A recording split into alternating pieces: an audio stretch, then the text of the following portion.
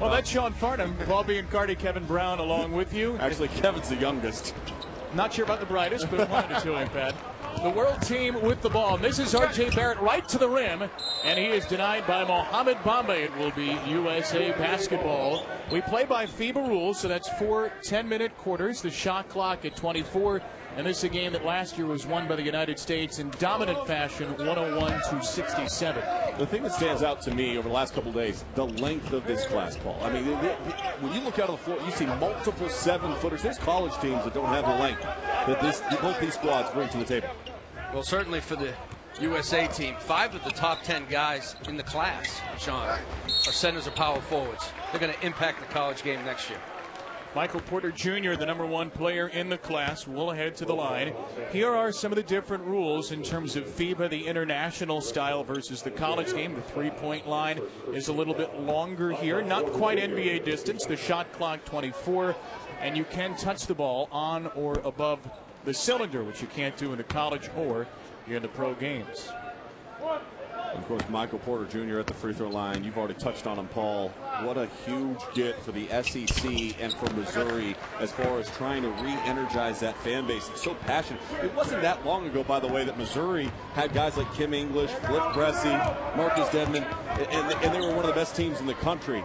Getting Porter Jr. is a huge coup attempt for the Tigers. Well, he's a difference maker right away on the court and also in the recruiting circles. He's trying to bring other guys with him. Blake Harris, one-time commit to Washington. Kevin Knox, he's been recruiting him hard here all week at the Hoop Summit. Trayvon Duval, top point guard in the class with a triple for the USA. Now that's the part of his game that needs the most growth. If he can make that shot, he's already going to be an impact point guard wherever he decides to go. He's down to 5 schools right now: Arizona, Duke, Baylor, Kansas, and Seton Hall. But he can beat you off the bounce easy. The question is, can he make that outside shot? Yeah, poor defensive transition. R.J. Barrett able to get out in front and finish for the world. Get their first bucket of the game. And you don't realize you're going to see a lot of zone in this game from the world team. I like that little concept right there by the USA team. Porter in the middle, Sean, and then pops up. Shows you his versatility to play in the paint and facing up.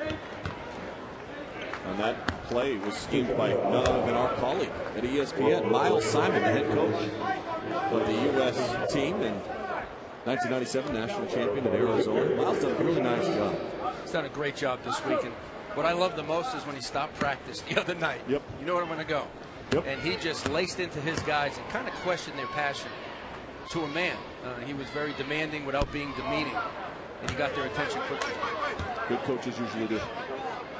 First free throw miss from Wendell Carter Jr. as you look at our own Miles Simon, who works with that California Supreme AAU team and coached this team to an under-17 world championship in FIBA U17s last summer. On a 2-4 Carter, #3 prospect in the ESPN 100. Headed to Duke next year, another top 5 recruiting class for Mike Krzyzewski. For the USA, they want to pick up full court. They want to press. They want to trap. They want a high possession game. It's been like that over the years. They're more of the athletic team with better guards. Well, I think that's the key. Turnovers, creating opportunities, running out in the open floor, realizing, again, the world team's going to want to play in the half court. They want to slow the game down, play the 2-3 zone. It's a misfire from Nick Richards, the future Kentucky Wildcat from Jamaica. USA with Gary Trent. Off the mark, Carter the rebound. 3 juniors on the floor right now: Porter Jr., Carter Jr., and Trent Jr. Gary Sr. had a 9-year NBA career. And a whistle to stop play here with 1 to shoot. Hector Sanchez, Matt Myers, and Jose Carrion are our officials. No, I'd say this: really good defensive possession that time for the world team. And they want the quick one-pass, 3-point shot. Here's where they've got to be careful. You've got to be able to rebound out of the zone. And they gave up a second chance opportunity for the USA group. And that's going to be a concern, I think, for the world team. You can get them to shoot the 3-point shot, but then you got to finish off that possession. Your first possession defense, good. Can't give up the second chance points. Look at Roy Rana, his 7th consecutive years the head coach of the world team. Does an excellent job at Ryerson University in Toronto. He's assisted by Marin Sedlacek, 17th year as a world assistant from Serbia.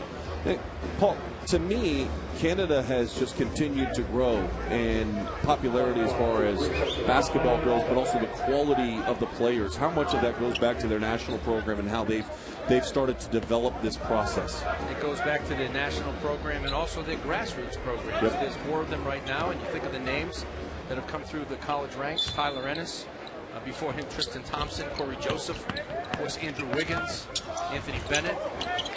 Shot clock was reset to 5, and Trent did not hit the rim, so a shot clock violation for the USA. And a heavy Canadian influence in this year's game as well. And one of the things I think about, too, with that is beyond the grassroots, you know, for a long time, this is like the first generation that has really been raised with NBA basketball being played in Canada on a consistent basis. And they had Canadian stars, Steve Nash, and obviously what he was able to accomplish.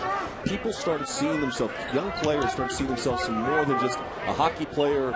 They saw themselves as potential NBA players, and I think that's also part of the growth of the popularity of the sport, the globalization of the game.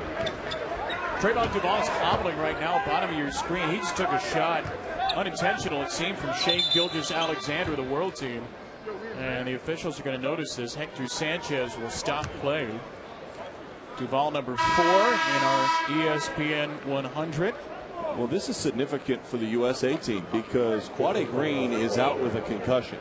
So Miles Simon has been limited at the guard play already coming into the game. Duval got the start. Collin Sexton will check in for him, who's going to go to Alabama. But this could very quickly turn into the Collin Sexton show. Collin Sexton, by nature, is a 2-guard. His DNA is to score it. He's becoming a point guard. He's a combo guard right now.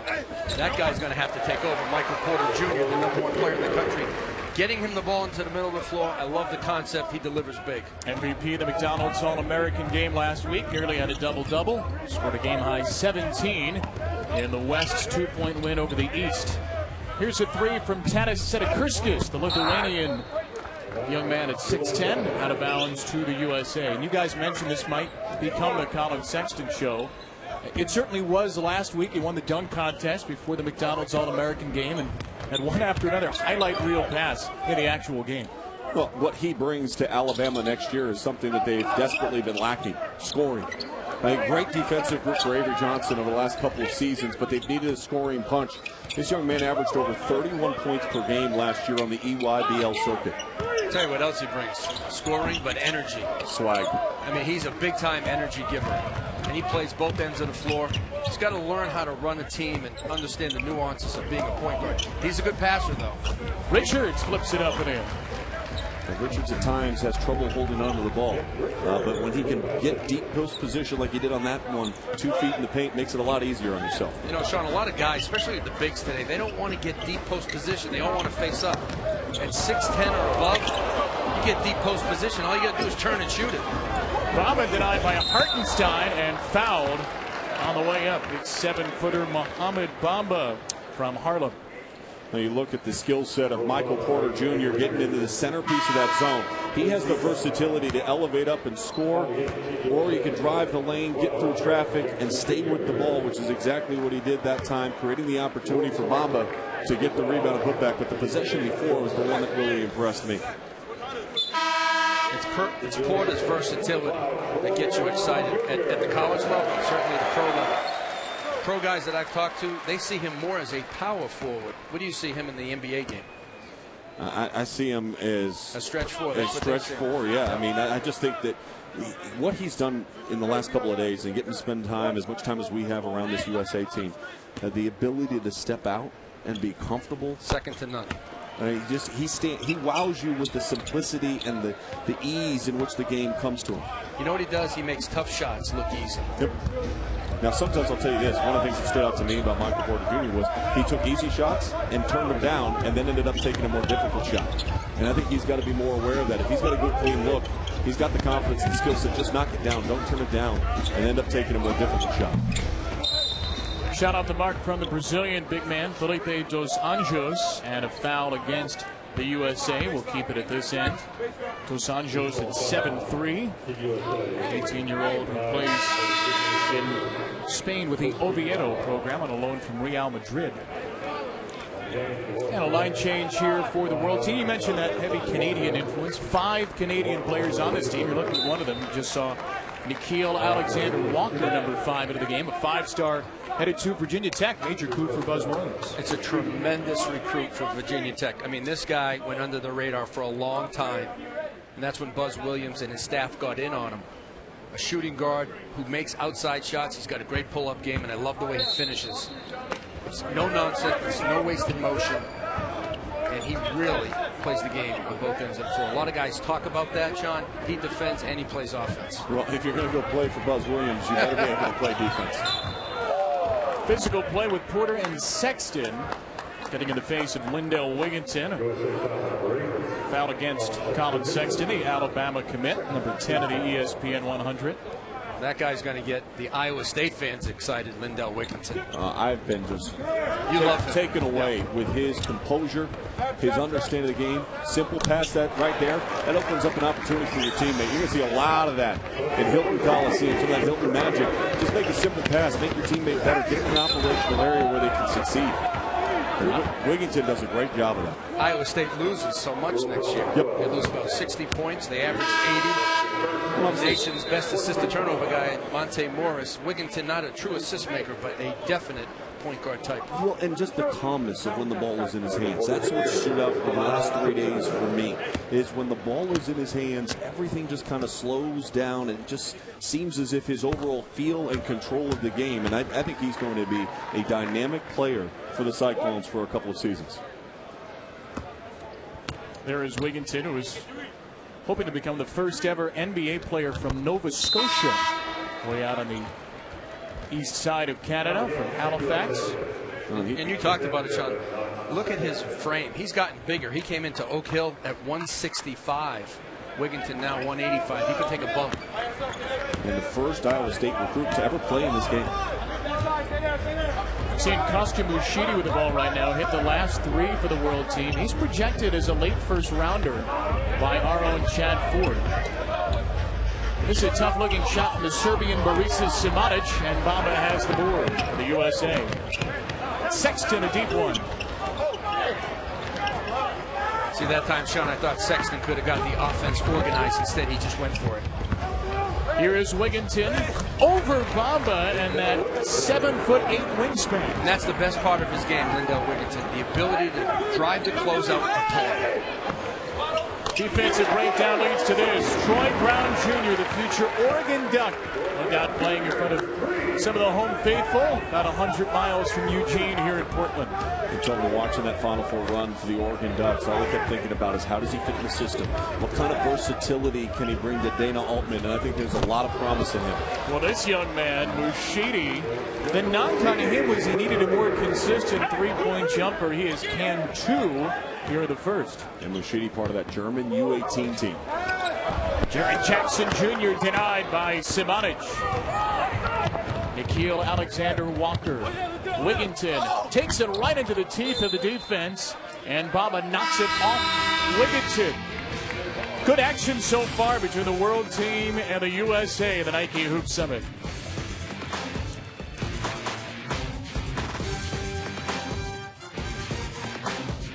In the backcourt. That has been neutralized here with injuries, and now you're going to see a world team start to play with a little bit more confidence. And I think the fact that they were able to get to that first time out and have it close, I think, is a big, important thing for this team moving forward. Shot clock did not start. That's why the stoppage from Hector Sanchez in the backcourt is Sexton, the Alabama Crimson Tide.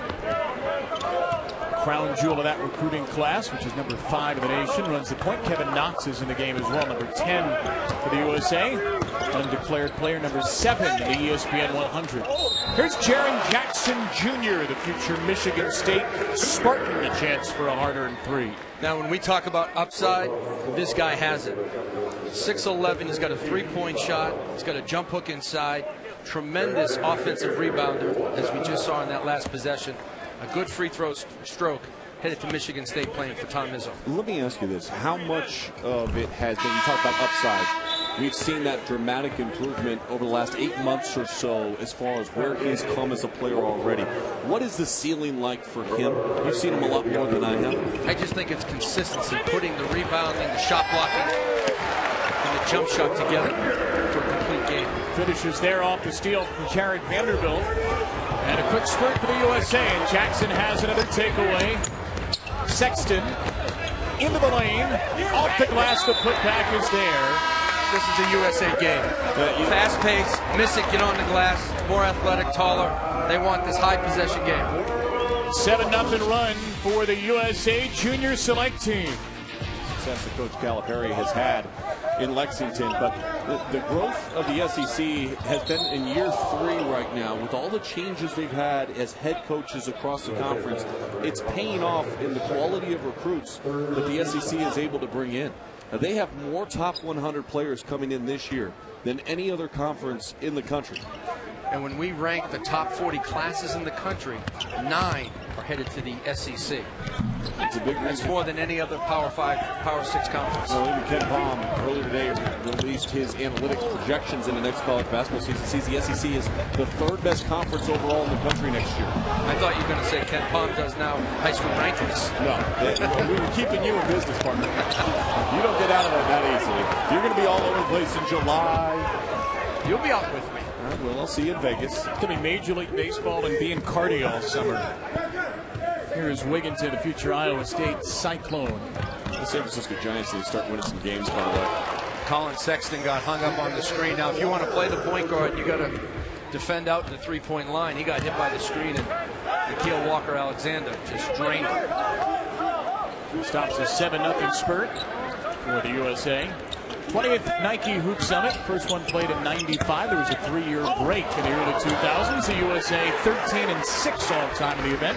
That is Jaren Vanderbilt, verbal commitment to Kentucky. You know what I like about Vanderbilt? His energy level. I mean, he just seems like he's the one guy that looked like he was having the most fun out of everybody this week, and he certainly talked more than anybody else. When you talk about versatility, the 3 guys in this game, Kevin Knox has the ball right now, Troy Brown, Jaren Vanderbilt. And that's the weakness in his game, that jump shot. Although he made those shots in practice at the McDonald's. Wigginton finds Alexander Walker, his second triple. He'll impact at Virginia Tech. I mean, top 25 player in the country. He'll probably finish somewhere in there, as we have one more ranking coming up. I have to consult with Sean Farnham first. Knox high off the glass. He's undeclared. 7 in the ESPN 100 guys, and he told us Missouri is going to be his last official visit, with Duke, Florida State, Kentucky, and North Carolina also in the mix. And the NBA scouts really like Knox. They love his versatility and size. And he's got that ready-made body already. Here he comes. Knox around Sabotage. And Costa Mushidi has a rebound. German nationals, we take under 35 here in the first. And it's off Alexander Walker, headed to the U.S. Well, what I love is watch as the ball comes up the floor. As he continues to push defensively, what you're going to see is, freeze it right here, his vision is already looking out here. The defense is going to help. It's going to pinch in. As they move over, it's a wide open, uncontested 3 from the corner. That is just great basketball awareness by Wigginton. Touch pass Knox. Leads to a 3 from M.J. Walker. Machidi was all alone on the run out. The team didn't pick him up until it was too late. He got a hold for the final shot in this first quarter. This is Barrett, the 16-year-old. Beg your pardon, Alexander Walker smothered by Jaren Jackson Jr. It will be United States basketball. Yeah, great job defensively, coming over and erasing the opportunity from the help side position, coming through and erasing the opportunity. Now USA ball with 2 seconds left to go. They're going to go to the end of the first quarter with a 5-point lead. What a 2-week stretch for that young man. Played in the McDonald's All-American game, won the Dick's National title with Wilder Mayer. Sexton drew strong. A terrific first quarter. Good action both ways. United States leads by 5. When we return, Paul Biancardi will sit down with the top player in the class of 2017, Michael Porter Jr. Michael, Kevin Knox is going to visit Missouri this weekend. He told me you're putting the press on him a little bit to join him. What's going to be your recruiting pitch? My recruiting pitch is that we be unstoppable together. And Mizzou's a great place. Those fans are hungry, so we're hoping it works. Your younger brother, John Tay, one of the best players in 218. What's your recruiting advice for him as he comes through the ranks? Just, you know, it's his decision, but I want to play with him. We feed off of each other real well. But at the end of the day, it's up to him. Thank you. All right, Paul, thank you. And Michael Porter will go straight from the interview to the court. And that's versatility, folks. Well, very comfortable. A lot of these kids, they get put in these situations early with having to deal with the media and the AAU grassroots system. His dad, there on the left, you guys barely see him, but he's sitting there and, of course, now an assistant coach at Missouri. Gonzo Martin said when he got the Missouri job, his first call was to Michael Porter Sr. And that's a smart call, by the way. Worked out okay. After Lorenzo Romar was let go in Washington, of course, Michael Porter Jr. had been committed there and had signed his letter of intent for his godfather, Romar, with his father, Michael Sr., an assistant at the time for the Huskies. When Romar was fired, the staff was let go, and Porter Jr. was let out of his commitment, and now he is headed to Columbia. Here's a throwdown for Nick Richards, the Jamaican 7-footer who is headed to Kentucky, part of another #1 class for John Calipari. Porter with a 3 to answer.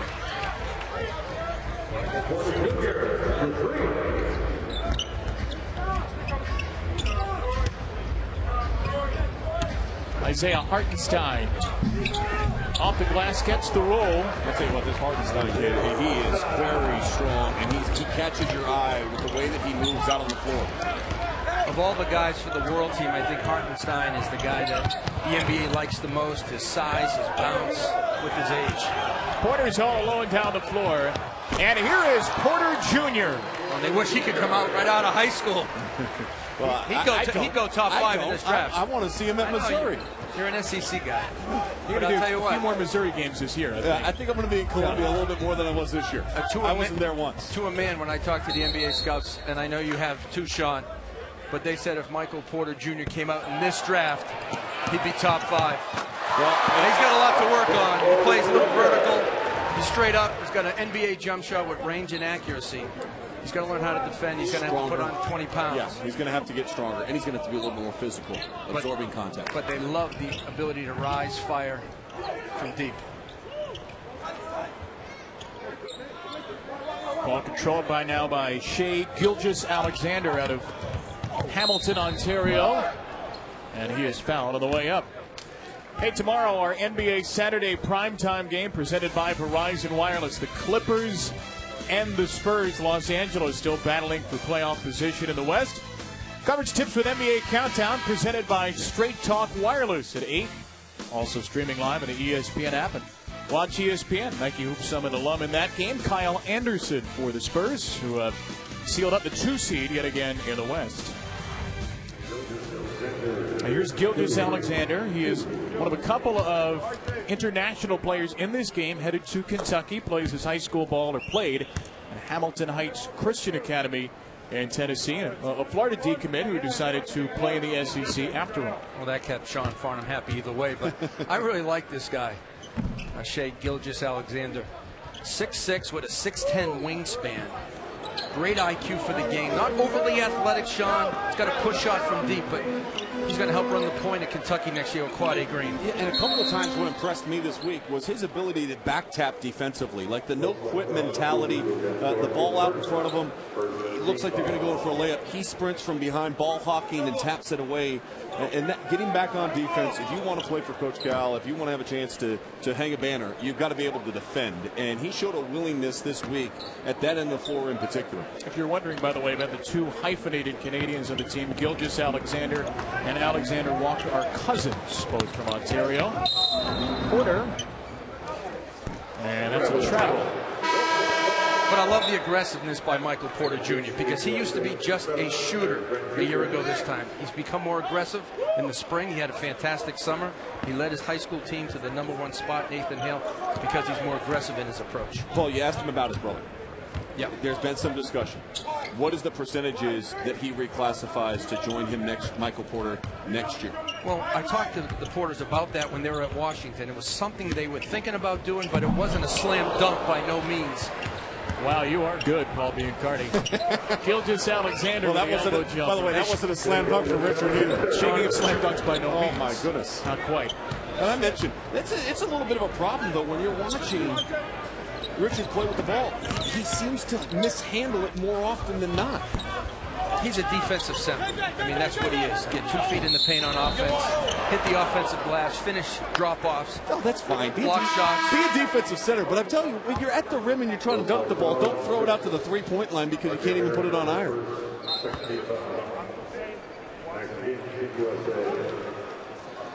I like defense as much as the next guy. No, I like you a don't. I like a little O as well. No, you don't. No, you don't. Coach Calipari would be happy with that pass. That wasn't a pass. I guarantee you when we get the next box score, that's going to be down as a shot. Now, if he hits the 3 right off of it and then points to him, then it makes it look like it was a pass, but no, there's no way. Come on.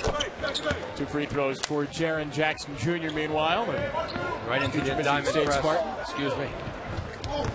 Barrett breaks it, 16-year-old up top. Taken away by Big Mo Bamba. Whoops. And he lost it to Barrett. This is Richards. That will do. That's a dunk. Defensive-minded, but still caught the ball and went up with 2 hands. Growing into the game from Jamaica to Jersey. Give him a chance. And Mike Rice, who coaches him at the Patrick School, told me Nick Richards gets better every single day. He's that type of worker. Great energy, too. Yeah, he really does. And you know what? He brings it on both ends of the floor. Look at him try to help and recover. Richards. And a foul with Bamba going to the rim. Well, is this a block or a catch? This is just a mauling of the basketball by Bamba. But guess what? He turns it right back over and ends up being 2 points. But you look at Mo Bamba. He's got great length. His wingspan 7'9", really can alter the game defensively and be a paint protector. The area he needs to grow at, I think, comes with strength. And strength comes around the basket and his ability to finish. Of course, that's his offensive game. And his standing reach is 9'6". So he just used that on that last possession to get the ball. His touch is soft, but he doesn't know how to play with his back to the basket. And he plays vertical, so he's straight up and down. He doesn't know how to get low and wide. He doesn't have a post game. But actually, he's better facing up. I think that's common for a lot of bigs coming out of high school when you're, especially if you're as athletic as he is. You don't need to get low. You're playing against guys that are 6'5". You can just finish over the top of them all day long. But you got to get position first. Correct. You got to get the catch. Well, here's the catch. Let's see if he finishes. That's a beautiful move. I like the move. The finish was poor, but you see the soft touch. He's going to work on Ike Obiagu, the Nigerian big man. Barrett with a 3. This kid is going to be an absolute phenom in 2 years. He was the MVP of the City of Palms at Christmas. Played outstanding for Mount Vernon, the Dix Nationals. They lost in the championship game. 80 points in 3 games? 80 points in 3 games. And their high percentage look, Sean. They're not jacking it up. He's not hunting a shot. He knows he's best at the rim. But R.J. Barrett, the #1 sophomore in the country, he's worked on his game from the outside, and it shows. I love his footwork. His feet are squared underneath his shoulder. Every single time he's taken a shot over the last couple of days, it has been a good high percentage look. He hasn't made all of them. They're just good looks. Here's another look from Barrett. It's in and out. How advanced is that for a 16-year-old? The kind of footwork you're talking about. It's very advanced. I mean, that's a lot of hours in the gym. Just working on your footwork, getting into your shot. Sean, you know that. It's all about the preparation before the shot. Well, look, you can get excited about watching guys in the NBA be fantastic and all those smooth moves, and you go, hey, I want to go in the backyard, I want to do that. But do you know how they mastered the fundamentals so long before that? Mastering the fundamentals is what allows you to expand out your game as you continue to grow. Timeout call by Miles Simon, not happy with his transition defense. We're tied again. A bad version of Animal House when we were pulling on the campus. I'll let you take your imagination wherever you want to go on that. Well, thank you for that lurid description, Sean Farnham. No problem. As Denver searches for its 8th national championship tomorrow night. Bamba got the shot off over the 7-1 Obiagu. Jackson Jr. with the rim rocket. They got to get back defensively, though. Look at how they're slow in transition. They're watching the ball go through the net. The world team didn't push it. They had opportunities. United States back in front for now as Wigginton is mauled. Trent and Bamba with the contact in the lane. And the USA team has 10 offensive rebounds right now. They are crushing the world team on the glass. The world team's not blocking out. They're watching the shot go up. And The USA kids are just attacking. They're trying to get some second chance points, and they're doing a terrific job. The difference, too, has been this, though. 4 turnovers in this quarter for Team USA. That kind of neutralizes a little bit of the second chance points opportunities. They only had 1 turnover out of the first quarter. They're up to 5 so far. Both teams shooting well, too. They're 14 for 28 right now. 5 of 8 from deep. And they are perfect at the line with Wigginton continuing that streak. Substitution here, Borisa Simanic, the 7-foot forward from Serbia, who plays in the KLS, the top Serbian league. Back into the game.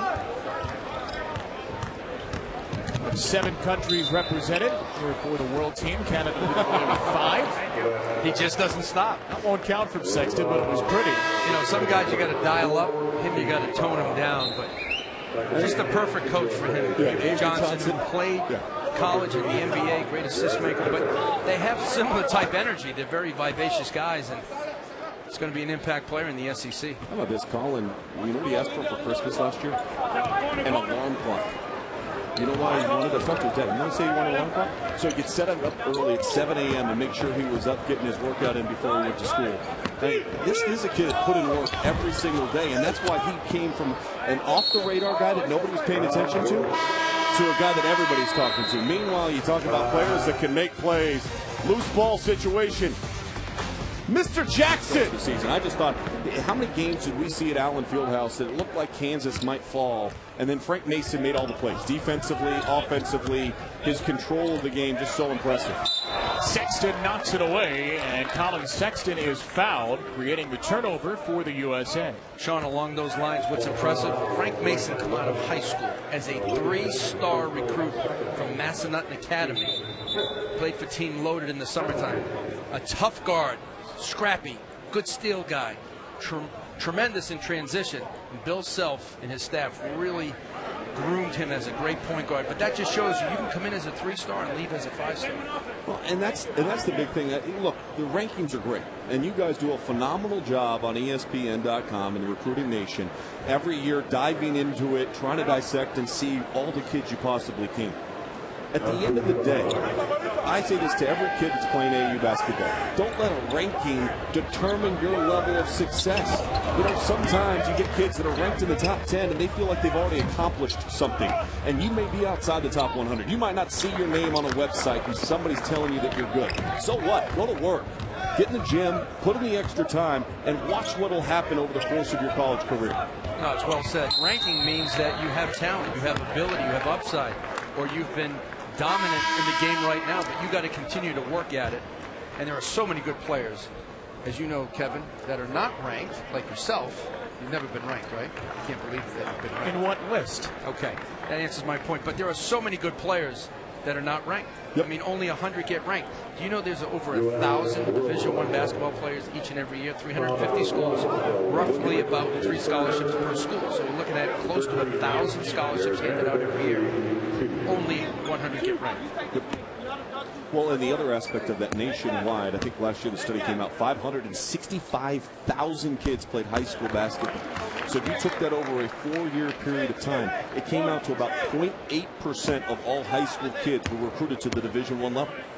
So the margins are very thin to have success and to be able to achieve your dream. Doesn't mean you don't fight for it, but you got to fight and you got to work hard for it. Well, just because you're ranked doesn't mean you stop working. And you're right, entitlement is the biggest problem these guys run into. There's a lob, there's a finish.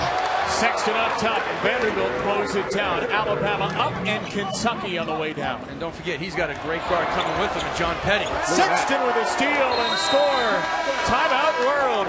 Number 8 could change the game in a hurry. He's going to do that a lot next year. They call him the young bull. He's been playing like a bull so far in this game. And feel for the game, awareness. We mentioned he's a scorer for new talent. You're 2 recruiting classes in. And for Avery Johnson, year 3, the expectation of the bar is NCAA tournament top 25 caliber team. Only 1 tournament in the last 11 seasons for the Crimson Tide. And here is Sexton. Stop and start. Looked like a wayward pass, but it finds its way to Gary Trent Jr. And the USA is starting to feel it. And Sexton is the one that has been the catalyst and the key to ignite the engine. The faster the pace, the better Sexton is. 9-0 run for the United States men's junior select team here at the Nike Hoop Summit. Looking for a second straight win. Good pass. Right through the hands of Obiagu off the left-handed dish from Wigginton. And Sexton, again, flattens out the defense. Watch, as he hesitates, drives by, the defense gets sucked in. Nobody sees where Gary Trent Jr. is except for Collin Sexton. A nice whip-out pass and able to finish. When you talk about guys who can score the ball off the catch or create their own shot, Gary Trent Jr. headed to Duke, big-time bucket getter. And he does it from the mid-range as well as he does from three. He's got great size, too. He's 6'5". Well, with Michael Porter Jr. out, it's Knox that will fulfill that role at the free throw line. Jackson denied by Hartenstein, the German national who grew up in Eugene. And here is Isaiah Hartenstein. Left it short from deep. Sexton hustling in to grab the rebound. Keeps the dribble alive. And Vanderbilt turns it over to 2-on-1. Now Vanderbilt back defensively. Mushidi. And his third three cost you Mushidi. Marlon Chadford has a late first-round pick in his current mock draft. He's headed to the Blazers. The pass by Wigginton in transition with his head up and his eyes up. Find the shooter in the corner. A advised shot that time by Sexton. Hand in his face, a 6'10" guy.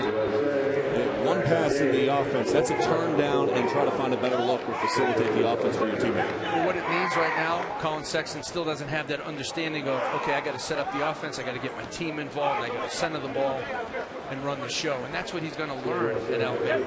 Remember, he's been doing that here because Trayvon Duval left with an injury in the first quarter. Quade Green is out, so a couple of point guards down right now for the USA. Duval has not returned.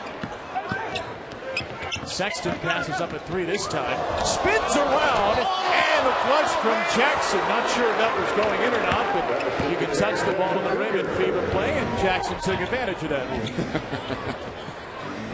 I think Sexton's going to watch that one back and say they just took 2 points away from me. Don't forget, Collin Sexton was the winner of the dunk contest at the McDonald's All-American game. He's got massive ups, a little flamboyant at the same time. Dosanjos on the floor, tied up by Jackson. Possession to the world team as we take it to break. You like a little flash, you like a little flare, then you're going to love Collin Sexton. Catch the ball on the baseline, feel the defense, spin, look to finish, and then your teammate says, no, I'm going to get 2 points. It's on the iron. You can do that. It's legal here. Athlete in the class of 2017. He enrolled early, had a chance to practice with Kentucky. He'll have a big advantage, Sean, coming in September. But I love that class because guys are going to be at Kentucky for a while. Quade Green, Shea Alexander, Nick Richards, those are multiple-year players. Quade Green wearing the shades, not because he thinks it's stylish, although he probably does. But he is in the concussion protocol for the USA team. He 2 nights ago suffered a concussion at practice. But I agree with you. You talk about Kentucky, and this is an interesting crop too, because sometimes we get lost and say, okay, they're the #1 class. But they're the #1 class last year. And they got all these guys that are going to be one and done. So you assume just because it's a #1 that there's a bunch of one and dones in the group. I agree with you. I don't think there's actually one on that list right now that's a one and done player. You think he's going to go? I think he's good enough to go. I think he'll be the leading scorer among those freshmen. But the point is, Cal's going to coach those guys year after year. And when they won the national championship, yes, they had Anthony Davis and Michael Kidd, Gilchrist and Teague. But what else did they have? Some experienced players. Exactly. And that's my main concern for Kentucky, because there are experienced players this year, which proved to be very important down the stretch. Hawkins in particular at the SEC tournament and then in the NCAA tournament. Derek Willis. These are guys that were from Kentucky that bleed Kentucky blue and understand the importance of that uniform and the representation of that program. Next year's group is going to lack even the leadership really coming from the sophomore class. And Isaiah Briscoe's gone, so the leadership. So Wenyen Gabriel is going to be your guy? So you're back to John Calipari as the leader. But the other thing Kentucky fans need to know, Kentucky's not done recruiting yet. No, there's a couple guys here, by the way. They're trying to get Mo Bauman to get that shot blocker. And how about Jared Vanderbilt? right there, went to the rack. 6'9", tremendous passer, great athlete. Again, we talk about versatility in the game. Jared Vanderbilt can play defense on a 3, a 4, or a 2. He's a great switch defender, and offensively, he's great close to the rim, just like that. And plus minus right now with him on the floor, he has the best plus minus out of everybody. Plus 15 when he's been on the floor for the USA team. Because he's one of the best passers on the USA team. Vanderbilt's with 10 points and 6 rebounds, tied for the lead in both those statistics for the USA tonight. Under a minute here in the first half, Mushidi, the German national, and Mushidi with a tough fadeaway has had himself a terrific offensive half. They have forced the world team to play a lot from beyond the arc and playing on the outside, not getting a lot of point touches right now inside the paint. Hey, coming up at halftime, we'll have a recap of the high school postseason action to date. McDonald's All-American game, Dick's Nationals last week. And Sean will sit down with Jim Tooley, CEO of USA Basketball. It's coming up in 33.3 seconds of action. USA will get the ball back. Turnover from Dos Anjos. The health of USA Basketball overall starts with the national team, trickles all the way down to the grassroots now. Yeah, Don Showalter on the bench there with Miles Simon and Mike Jones, who coaches the U16s, U17s. Just does a fabulous job with the young group. Nice bounce here. Vanderbilt and Jackson throws down a Portland hammer. Yeah, they've worked on that all week. Wing, middle, high-low.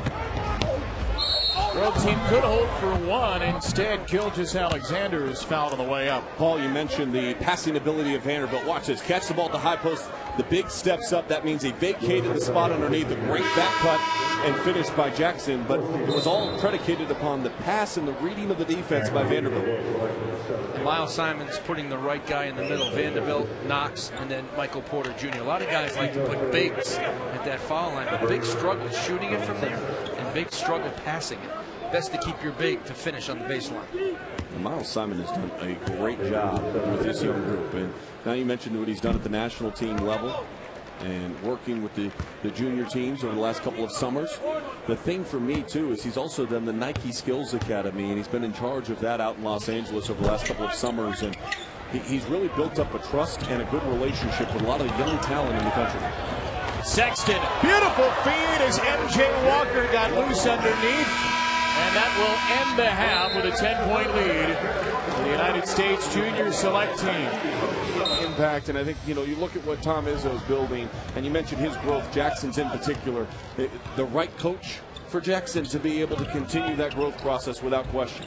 Hey, good news, guys. Trayvon Duval, by the way, back in the game for the USA after missing the entire second quarter and all but 2:51 of the first half. Number 4 for the United States, top point guard in the class. As the world will keep it on the drive from R.J. Barrett. There's Duval, who was banged up. Arizona, Baylor, Duke, Kansas, Seton Hall, his final 5 suitors. He's taken all his visits, so now he's just sitting back waiting to see who leaves. All these guys, Sean, who have not made a decision yet. They know, but they're waiting for roster movement. Is Miles Bridges going to leave Michigan State? Who's going to leave Duke? Who else is going to leave? Luke Kennard declared for the draft. Is Grayson Allen going in?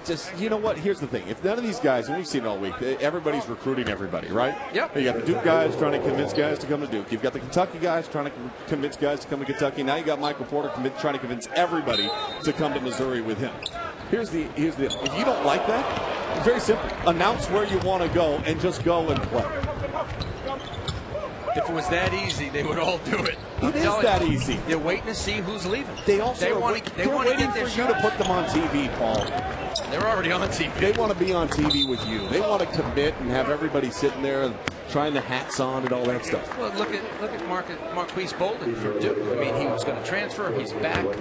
These guys are waiting out to see how it's going to flush out. Okay, Wendell Carter. Tremendous power forward. Don't look at me like that on TV. Because I'm telling you, these guys, when you talk to them to a man, they all tell me off the record, okay, we're waiting to see who leaves. They know who's coming into these classes. If it's off the record, you just said it on national television. You just said what they told you off the record. It's unbelievable. They're 5 stars. It's also 5 stars here in Portland. 5-star donuts. I tried that today. That's a really good spot. Blue Star Donuts. Blue Star Donuts. Is it Blue Star Donuts? Okay, it's Blue Star Donuts. And didn't we go to Five Guys for lunch? We went to Five Guys for lunch, and I had Blue Star for donuts this morning. It was really good. I had a maple with some bacon on it. How come you weren't there, Kevin? I was there after you, or before you. When did you go? I went early. Got a workout in right afterwards. Here's Trayvon Duval, and Wendell Carter was not looking for the basketball. Wendell Carter looked like he was going to set a cross screen for Mo Bamba.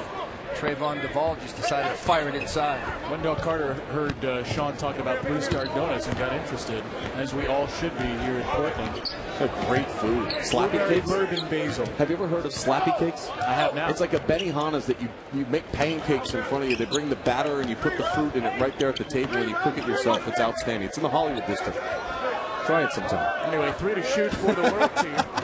Gilgeous-Alexander over Porter, and that is a shot clock violation with a 24-second FIBA shot clock. That's an underrated part of Michael Porter Jr.'s game, the ability to block shots. Yep. He's got a great vertical, he's got a good wingspan, and he can come from the weak side and get pieces and challenge. Sean, what have you seen this week from Porter? I just see consistency. Every time they needed a bucket in their scrimmages, it was Michael Porter Jr. that was able to get things going. When they were struggling, he would make a couple of plays that would light up everybody, and then his ability to score, his ability to make those positive plays, the energy level from him then trickled down to everybody else, and their play elevated. And that's a couple of ththings we've seen over the last 3 days. Naismith National Player of the Year headed to Missouri. And here's a turnover forced by the pressure from Bamba as R.J. Barrett throws it away. I love his versatility. He can post up and just shoot it over a smaller defender or a like-sized defender. It's like working with you, his versatility. It's tremendous. All the way around, it's outstanding. But when you put him to the outside and you got a big man on him, he's going to drive past the big, he's going to post up the small. Such a soft touch. Paul's not good at taking compliments. What can we say? He just rolls. I'm not used to them. That's why. Duval. You're used to getting the emails. Why isn't my kid ranked higher? Why isn't my kid in the top 100? Come on, Paul. Did you not see him? He had 30 last week. On 65 shots. Yeah, well, he watched Kobe. Hey, Duval was banged up in the first half. Just went down. Good to see him get back up. Walk maybe a little bit slowly over to the free throw line. This is a kid who last week, McDonald's All-American game, our own Jay Williams said he sees Duval, depending on how it goes, he sees him as a future NBA guard. He's the top point guard in our class after playing at IMG Academy this year. I don't want you to project him to the NBA if you don't want to, but where do you see this young man growing in the next couple of years? The jump shot. The jump shot has to grow. He's explosive, and he's a terrific layup maker. He's got a nice pull-up jump shot, and I love the way Duval navigates and operates in a pick and roll. But right now, Sean, scouting report defense is they're going to let him shoot it. Well, his mechanics aren't bad actually on the shot, but his consistency and able to knock it down is just not there, and he settles too frequently for those long-range shots. Well, because his whole life he could get to the rim and finish, so he hasn't had to shoot it. Now he has to shoot it as he goes higher in levels. The defense gets better. Boy, that was pretty. You like that one? See, he can score against a set defense. That's what makes Gary Trent Jr. special. Right over Richards, the 7-footer out of Jamaica. Gilgeous-Alexander with a step through, and he scores with the offhand. Again, the footwork fabulous on that play right there. Comes to a stop, lets the defense guide by, steps underneath, and able to finish. He's going to be a really good player at Kentucky. I love his playmaking ability and his competitiveness. Duval feeds Bamba. And Duval's terrific as well. Tight spaces to make good passes. Those are the top 2 uncommitted players to date in this class, numbers 4 and 5 in ESPN 100. And now Duval forces a tie-up, USA basketball. Trayvon Duval, he can find you in a tight spot.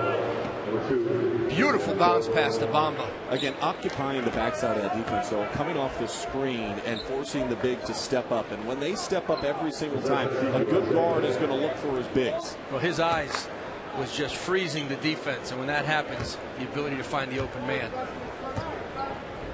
The pick and roll game. Nope. Duval eschews the pick. Too strong to the right, and Richards the rebound. Both teams still hanging in, down 9 with plenty of time to go, and a foul on the perimeter. Here's a look at Trayvon Duval, the #1 point guard in the ESPN 100. You mentioned it, Paul. He needs to improve that jump shot, but boy, is he good going to the rim. He's great going to the rim.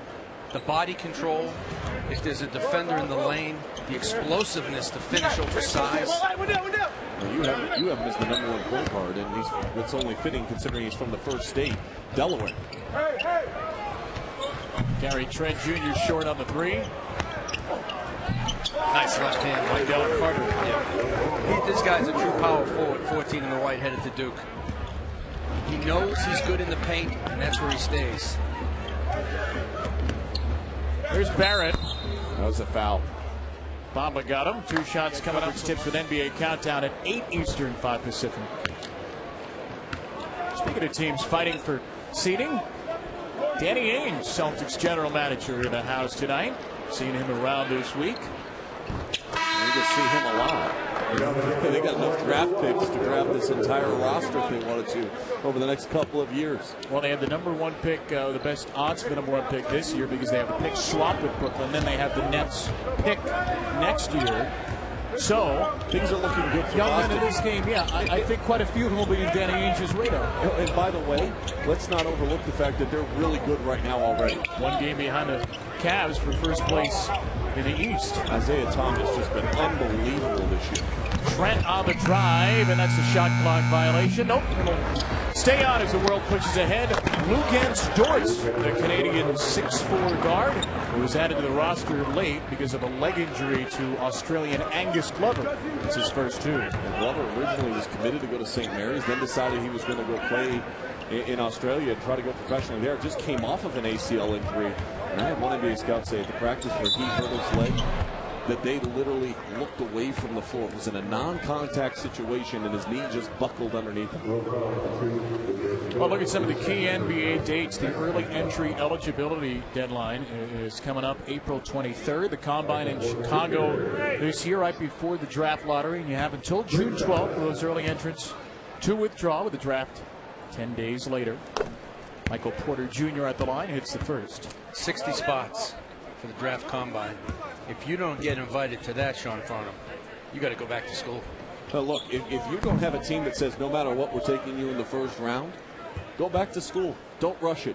Improve your stock. Next year's draft, I don't think is going to be as strong as this year's draft. It won't be. So it gives you a better opportunity to move up the draft board. I think that's a big reason why Robert Williams, who was a late lottery, maybe even could have gone as high as 10, decided to go back to Texas A&M because he believes he could be top 5 next year. And I think he can.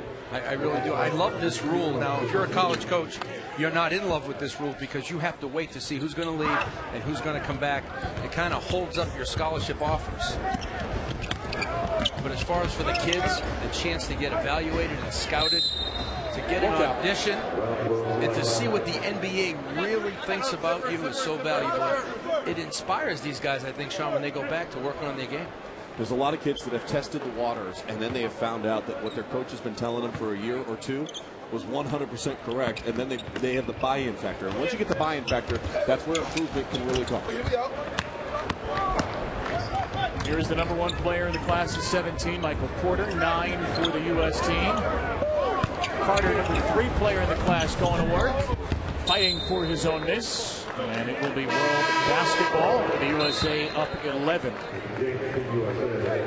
I love Wendell Carter inside. He reminds me of a poor man's Elton Brand. He's got the broad shoulders. He's got great hands. He can score with his back to the basket. He's got some girth in the lower half down.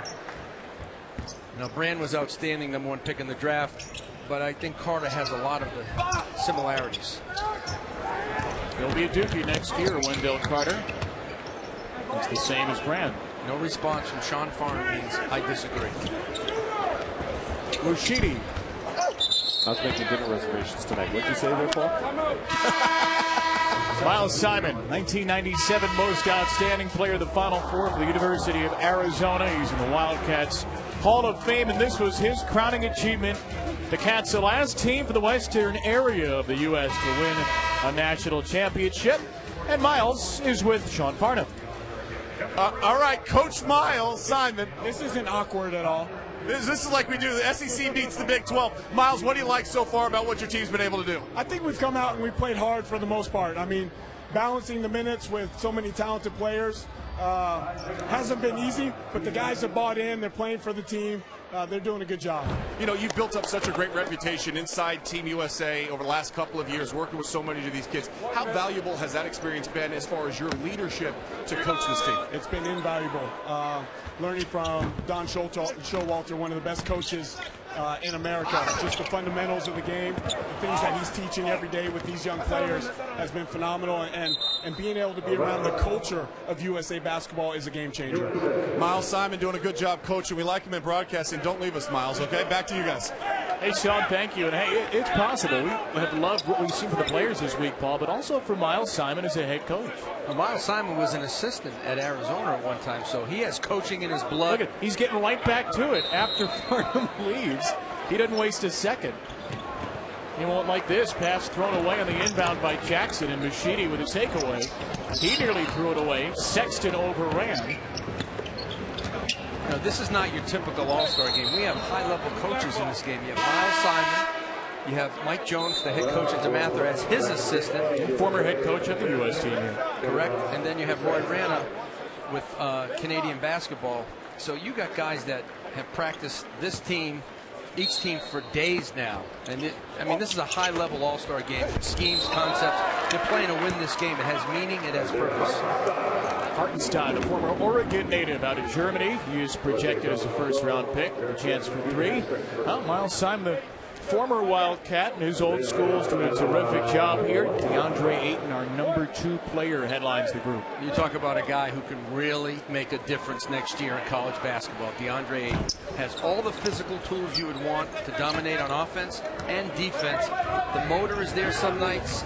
Other nights he disappears. Gifted offensively. Tremendous rebounder. He is the most dominant big man in the nation.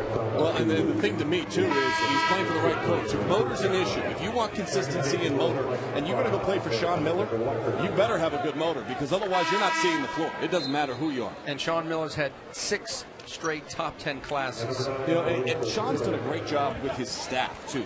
They've evolved, it's changed, but they've been able to recruit. Most recently, Joe Pasternak just left. He went to Santa Barbara. I think Joe's going to do a great job with the Gauchos and get that program trending back in the right direction. It wasn't that long ago, by the way, that they were one of the better programs out west. And Book Richardson is his right-hand man he brought from Xavier, from New York, who can really recruit. Does a great job. You know, think about the talent they had this year on that roster. Raleigh Hawkins, Kobe Simmons, Laurie Markkinen. Yeah, Markkinen, pretty good. He's gonna have a successful NBA career. Well, the best international player in the draft. The Fin.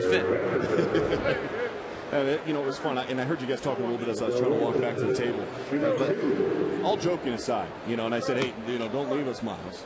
But he could easily make the transition right now. All he would need is an AD that has the vision and awareness that he has been able to coach at a high level. His involvement with USA Basketball, his involvement with the Nike Skills Academy.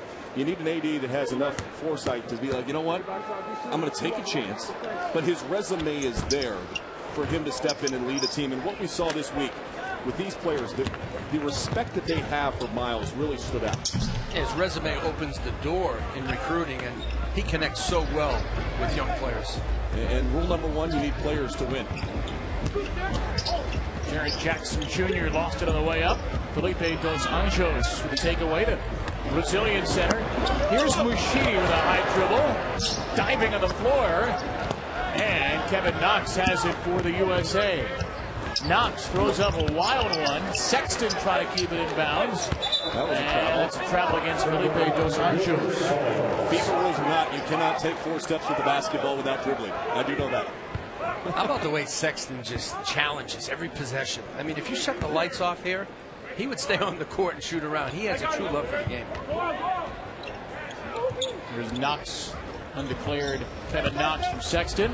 Nice behind the back feed from Troy Brown. And Sexton misses 3. No, Sean, that's the one thing I don't see on the circuit enough. Guys that really love the game. guys that play hard no matter what the score is, no matter how they're playing. I don't see it as much maybe as I did in the past. Yeah, it's one of the things I talk about when I speak at some of these camps, these clinics that I speak at during the off season on the AAU circuit. You know, half the time I turn away from the kids and I'll look at the parents. And I'll say, all right, you're spending all this money for shooting coaches, dribbling coaches, AAU, all this strength and conditioning, all this stuff. What if you took it all away? That's how you're going to know whether or not your child really wants to excel in this game. Take all that away. How often are they going to go grab a ball and go work on their game by themselves without you as mom or dad telling them to go out in the front yard, or mandating it by scheduling these workouts with private coaches? And you're exactly right. There's no more playground basketball. It's gone. Everything is scheduled from games to workouts. And these kids are being told that they have to go to their workouts. I love to see kids just do it on their own. Use your imagination. When I grew up, I was, like early 90s, I wanted to be Larry Johnson. I wanted to be Larry Bird. You know what I'm saying? But like, you'd go in the backyard and you'd grab your ball and you pretend you're one of them, making the shot in the big moment, pretending you're Magic Johnson watching the NBA and trying to finish and go, hey, that's what I want to do. When you grow up, you want to make moves like this. Just feel the game, enjoy the game, have fun, and experience the game of basketball. It's a beautiful thing when you let it soak in. That's Lindell Wigginton, who is headed to Iowa State next year. The departure of Monte Morris should play a big role for Steve Prohm there, who's recruited some terrific guards his time at Murray State and now in Ames. Let's give some credit to the world team here. Their toughness. They've been resilient. They have not allowed the United States to move away from them. You mentioned to us yesterday Wigginton was as impressive as anybody for you with the world roster. Why is that? Just his calmness, his feel for the game, his consistency in the way in which he plays, his awareness of where he is at the floor and what he can do with the basketball. Sexton on the reverse, and he'll shoot two. Steve Prohm has a three-man class coming in. Terrence Lewis, an ESPN 100 player, and they also have a young man from Texas named Darius McNeil. How about Sexton? Shades of Dr. J on the baseline. Easy.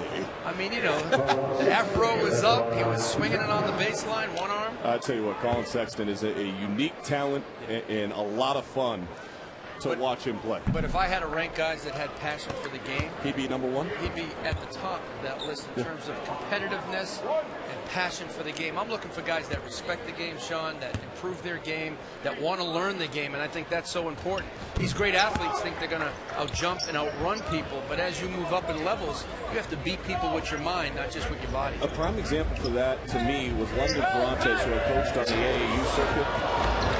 And he was a guy that was not a top 100 guy for a majority of his career. He leaves as one of the winningest players in Virginia basketball history. 2 ACC championships, 2-time 1 seed, another time a 2 seed. Don't get caught up. Just keep getting better. Change of speed. Not a great athlete. No, change of speed.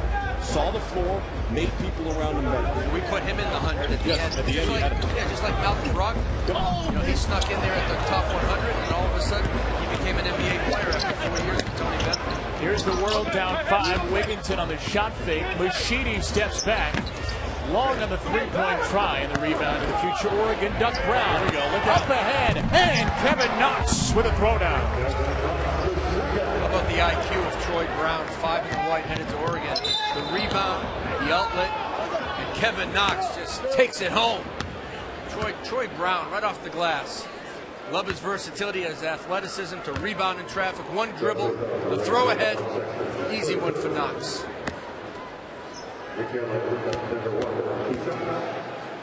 Troy Brown from Centennial High School in Las Vegas, number 5 small forward in our class, Nevada Gatorade Player of the Year, and he's hoping that Tyler Dorsey and Dylan Brooks and Jordan Bell, some combination of that group, will stick around. Oregon team that one way or another will have some great talent next year after a historic Final Four run this season, their first since 39. I was not alive for that game. Thank you for confirming, Sean Farman. Those at home wondering if you were in fact Benjamin Button can now put that to rest. Jaren Jackson Jr. How about about that offensive tip to himself, the left-handed hook. How about what a great event this is? I mean, just in general, what a great experience for all these kids to get to come together and to get to play high-level basketball in this kind of venue and train at the Trailblazers facility over the last couple of days. Sexton over the 7-1 Obiagu. Future Florida State Seminole Ike Obiagu, one of the great shot blockers in this game, and Sexton just got him. The USA team just oozes with athleticism. That would have been a big three for Alexander Walker, the future Hokie. Sexton again, off to Vanderbilt. One more pass, Knox. Second chance, no, and Obiagu slots it in the air. Last touch by the USA. Things didn't work out well on the open floor on that possession, but let's go back to the previous one. Collin Sexton, so smooth with the ball in his hands, can finish with either one.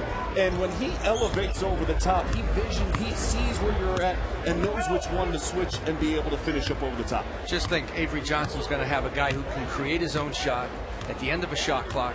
The game's on the line. You can put the ball in his hands, and he can deliver a pass or a bucket. If I'm Braxton Key right now, I'm smiling a lot in Tuscaloosa. Yeah, he was a tremendous pickup for Avery Johnson.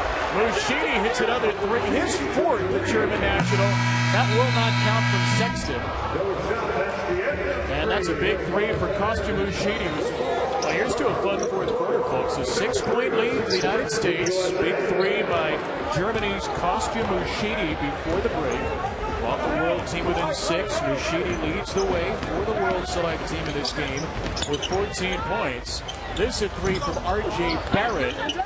Off the mark and out of bounds to the U.S. United States led by Porter and Jaren Jackson with 13 each. Here's the Nike Hoop Summit. 19 or younger for the U.S. high school seniors and best players along the world. 190 former players from this game have been drafted by NBA teams. Over 100 active right now. How about 12 in last year's draft, 13 the previous year. Awfully impressive stuff. Wigginton over Bamba, and that shot was certainly affected, if not rejected. It kind of helps when every team has about 6 or 7 scouts for the last week being up here in Portland, watching you every single day. Your profile kind of begins to get filled out a little bit more. And this becomes like an audition for these kids. It's the first impression that the scouts have of the class of 2017. They saw them at the McDonald's practices, at the McDonald's scrimmage, and certainly the McDonald's game. And they've had a good look at these guys all week.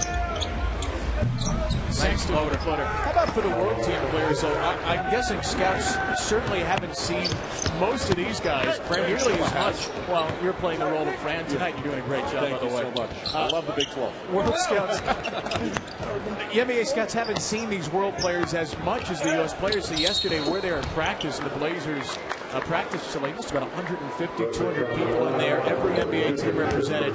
Maybe some nerves from some of these world kids. Took them a little while to get going, but it's a chance for them really to shine. But a lot of these kids have been playing professionally for a long time anyways, and so it doesn't necessarily scare them that much. I think for a player like R.J. Barrett, though, who's 2 years younger than pretty much everybody else, this is a great opportunity for him to get on the radar screen of everybody moving forward. He's had a terrific week of practice. When you talk to the NBA scouts to a man about the world team, it's R.J. Barrett first and everybody else second. 1 for 2 for Barrett at the free throw line. The offensive rebound to the Lithuanian big man, Setakurskas. Barrett just stepped in front of that pass. Finds its way eventually to Gilgeous Alexander. Offensive rebound, Wigginton, the smallest guy on the court. And then a foul on the world team after the miss. Vanderbilt hit the deck hard. That was Kentucky on Kentucky crime right there. Richards and Vanderbilt coming together. I'll tell you what, Vanderbilt, you talk about one and done guys. I said P.J. Washington. I'm going to put Jaren Vanderbilt in that category. He's trending in that direction. He is trending. He's had a good week of practice here. I thought he was terrific at the McDonald's game in the practices, especially shooting the ball. Missed his senior year with a broken foot. And he's in great shape right now, and his skill level is getting better. What he does best is pass and rebound at 6'9". Well, he told us yesterday, we talked about the practice. He said, I want to be one of those one-and-done guys. Continuing that Kentucky mold. The leading scorers today, 12 points, 9 rebounds, 3 assists for Vanderbilt out of the high post, 2. And he tips in this one off the lob from Sexton. I've been impressed with Collin Sexton. his playmaking ability, his feel, it's coming into form. I mean, he's getting better and better. And every time I watch this young man play, you see plays like this and you just smile. You love basketball. You love the joy of the game. A beautiful pass. Great finish. And he always does play with a smile on his face, even defensively. Practice on Wednesday when Miles had a jump on the team.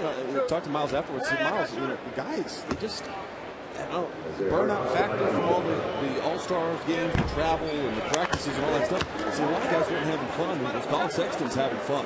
And he really has. And he's been the igniter tonight, too. I mean, you mentioned Green being out, Duvall being limited.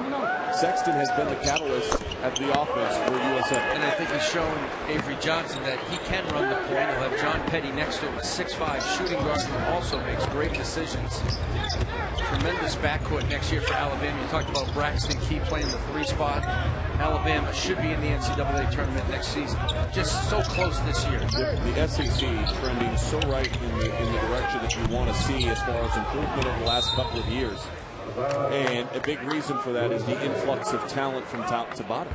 And this has been a conference, as we mentioned in the first half, coaching changes have come into play, but what you've seen is guys coming in, the talent influx has been there. Now some of this talent's getting older, so they're trying to close the gap from where Kentucky was and where Florida was.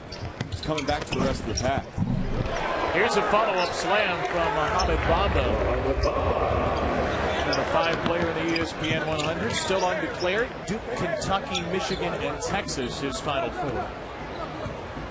I mean, he is the best shot blocker in the class, Mohamed Bamba. Him and Mitchell Robinson. Just great length, reach, and wingspan. And there's your SEC, Sean Farnham. 20 count of ranked players from the ESPN 100. And that's not all Kentucky. That's Alabama, that's Florida, that's Auburn. That's Dort with a slam. Stokes, younger brother going to Florida. I saw him last year in Vegas break a backboard. He's a strong dude. I mean, he is really strong from the waist down. His brother Jarnell, who played at Tennessee, was so strong, upper body. Isaiah, lower body. Mike White has 3 top 100 players coming in. He loses Casey Hill, big loss, but he's got Chioza. He's got Kayvon Allen. And Chioza has really grown as a player. I'll be interested to see Jalen Hudson, the transfer. From LSU? Yeah, from Virginia Tech. Virginia Tech, yeah, sorry. To make that transition after the redshirt year to what he will bring to the table. And we see 20 recruits. That's Michael Porter, the #1 player now to the SEC. And Missouri's just getting started. Conzo Martin recruiting. R.J. Barrett with the bucket. And a world team, which has not led for a long time, is within 2 scores here. Trayvon Duval back on the floor. Vanderbilt cans the 3. That's a big answer for the U.S. John Calipari needs to know that that jump shot has really improved this season. Dort hit on the way up. He'll shoot 2. National championship game tomorrow night in the land of college hockey. 8 Eastern, 5 Pacific, 7 Central on ESPN.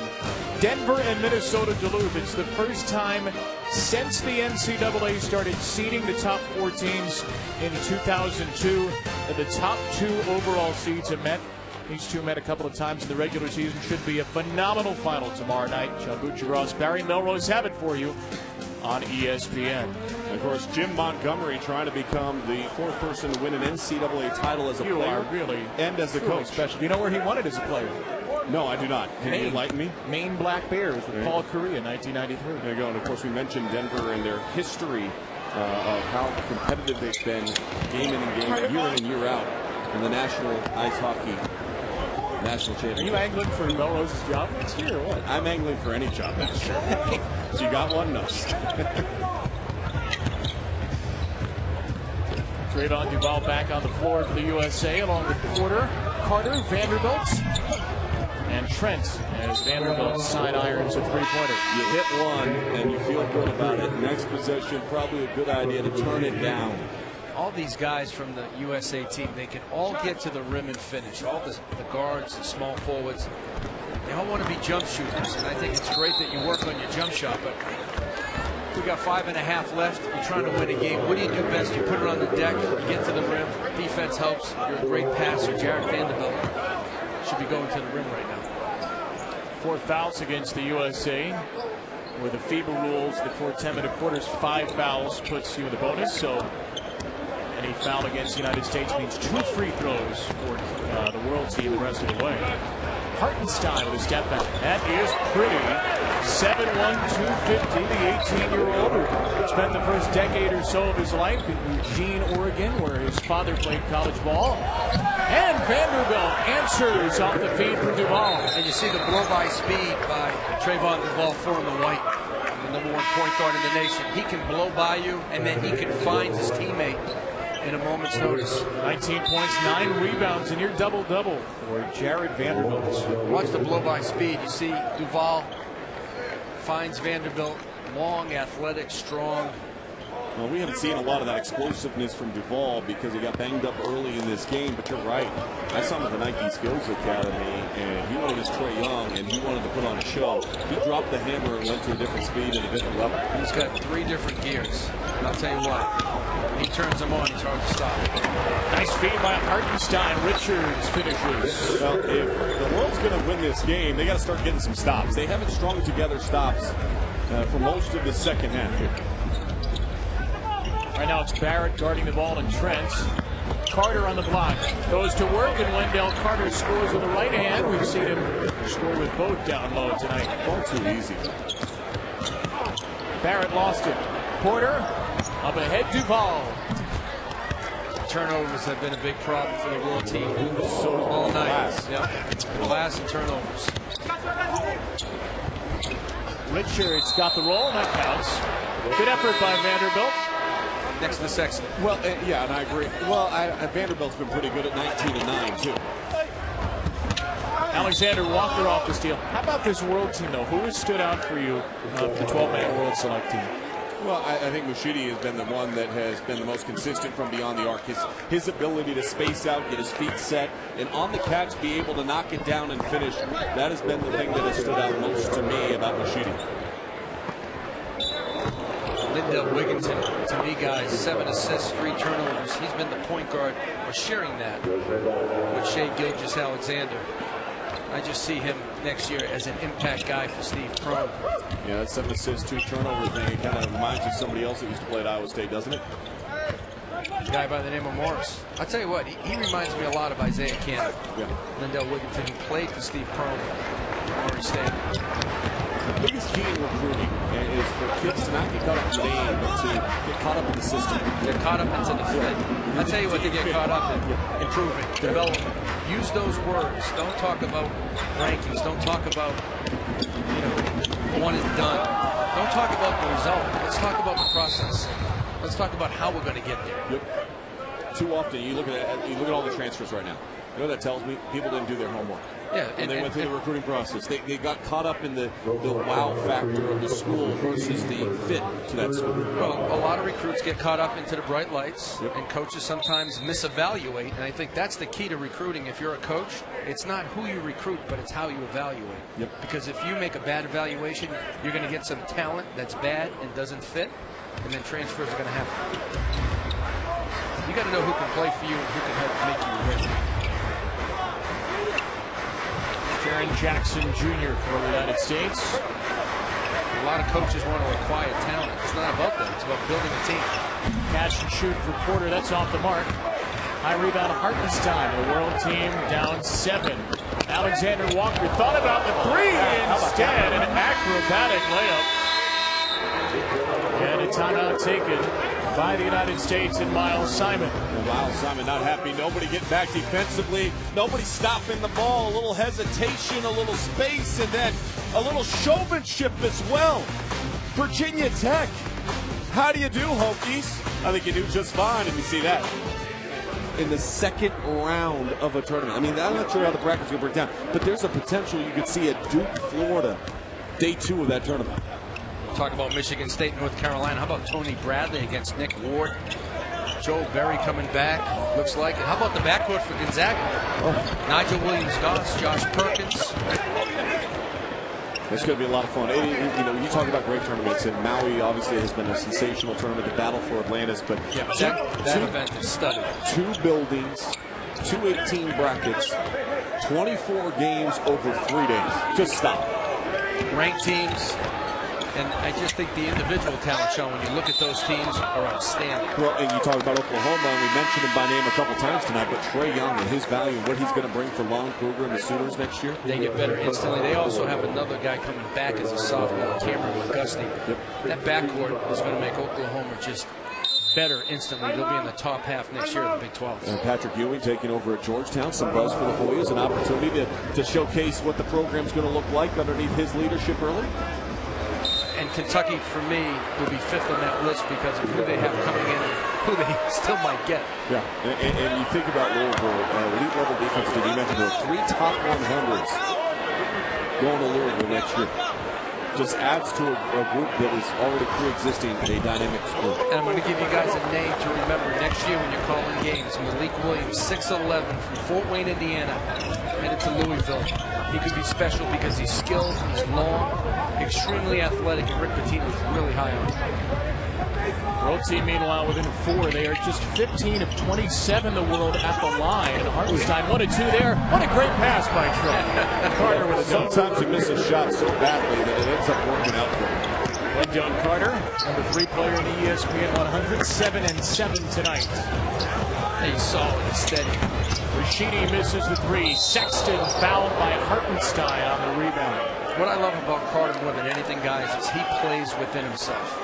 He understands who he is and where he's best. You know, he doesn't float out to the perimeter looking for jump shots. He's not trying to do things with the basketball in his hands that he can't. Stays on the blocks, gets to the high post, and he tries to dominate that area. Know who you are as a basketball player at all times. Know your strengths. Know who your strengths and weaknesses are. And by the way, play to your strengths. Don't play to try to prove your weaknesses or get better. That'll happen when you do your work when nobody's watching, and they'll innately become a better part of your game. You talk about speaking to young kids. That's exactly what I say. Don't try to prove yourself, but you do have to improve yourself. If you keep that constant reminder, that's how you grow in the game. Final 152 of the Nike Hoop Summit. The USA trying to hang on. Move to 14-6 all-time at this event. Miles Simon and company.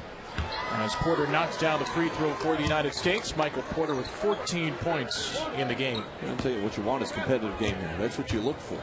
And you want guys that are going to step up and accept the challenge and blending together a lot of players, in particular for the world team from different countries that don't know each other at all. I mean, a lot of these kids from the U.S., obviously, they know each other a lot over the course of the circuit over the last couple of years on the grassroots. It's amazing how the world team has connected, speaking different languages defensively. 7 different countries represented. Gilgeous Alexander, one of 5 Canadians, the most ever for Roy Raddich's career. They've never had more than 2, believe it or not, from Canada. 5 this year. But I thought yesterday at practice their emphasis on defense and their drills and the series of drills they went through, going through different motions and within the shell drill, I thought was a big component of why this team has played so well here tonight. Yeah, Roy Radich, the head coach for the world team, just understands the completeness of what his team needs. He knows they're going to have to play some zone, but he also understood that they had to play some man. He's coached in the NBA Summer Leagues. He's just a high-level guy who could be a D-League head coach, or he could become a head coach at the college level. They're down 8. They missed 14 free throws, 15 of 29 as a unit for the World Select team. Sexton killing some clock before to shoot. It's Trent with a scoop and score. That possession couldn't have gone any better for the USA team. Sexton in control of the ball, dishes it off to Trent Jr. It was a call from the sideline from Miles Simon to get the ball in the hands of the player that he felt most confident in, which is now getting recruited by Missouri. He already had his 4 schools set. Florida State, North Carolina, Duke, and Kentucky. So these guys can really impact wherever they go. They just have to make a decision, Sean Farnham, sometime in the near future. Right. I mean, it's like when you go to dinner after tonight's game. Do you want to have steak or do you want to have fish? Which one do you want to have? You can sit there all night long and not make a decision, or you can sit down at the table confidently, sit down and say, you know what I want tonight? I want a good salmon. I don't know how that relates to Well, if you have until but it sounds 8:30 to make the decision and you choose the steak at 8:29, isn't that as fine as if you choose the steak at 6:09? No, I want to get to that early. I've got an early flight today. And how about those 2 SEC guys, Collin Sexton, with a beautiful dime to Michael Porter Jr. Porter with the slam, the #1 prospect in the class. Look at Jackson hitting the floor for a loose ball in the final minute. Porter again. Look out below. That's some of the explosiveness. Hey, Missouri, you won 8 games last year, Missouri. This young man right here single-handedly is going to win you more than 8 games next year, and he can do it all by himself. But you got some good returning parts, a new coach, an upward tick. Watch this, the elevation, the flair, the finish. Catch it with 2, finish with 1. Why not? I'm just so impressed with the vision of Collin Sexton, and then Michael Porter Jr. just putting an exclamation point. Sexton plays a role of a Pied Piper, leading some talented folks to the Crimson Tide, looking for their first tournament next year in 6 years. There's a foul with Gilgeous Alexander, future Kentucky Wildcat, Hamilton, Ontario, on the way up.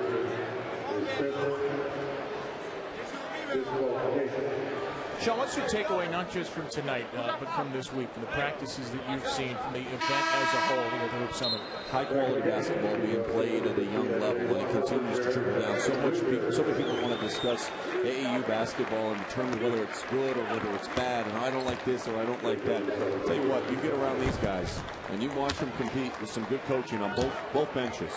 And there's no doubt that the system is working, that there are good players that really enjoy playing the game of basketball, getting better every single day, working on the process of understanding they're not complete yet. And USA basketball, to me, the game changer is going younger. The U17s, the U16s, I think that has been the difference in our grassroots game. Getting a hold of these guys earlier, training facilities, high-level coaching.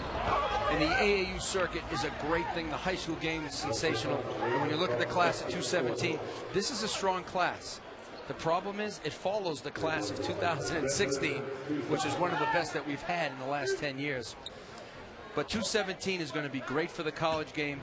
May not be so good right away for the pro game, Sean Farnham. Not so many one and dones. Look, I'm good with that. You know what? We could have a record number 1 and dones. We were talking about that earlier. We will this year.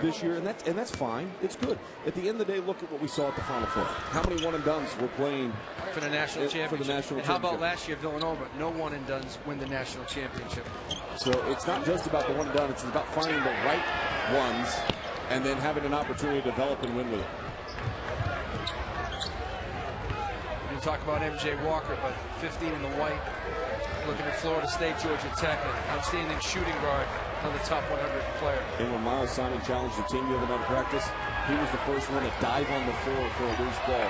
If you're looking at a foxhole and who you want, he's one of the guys you want on your team. Sexton will take the shot clock violation, and the United States is ready to shake hands. Not quite. Still a second and a half to go. Miles can relax now and smile. He got the victory. In his first Nike Hoop Summit as the head coach of the United States men's junior select team. It's an 11-point win for the USA, 98-87, their second straight win. Here at the Hoop Summit, United States led by Michael Porter and Jaren Vanderbilt with 19 points apiece, supported the #1 player in the class, headed to Missouri.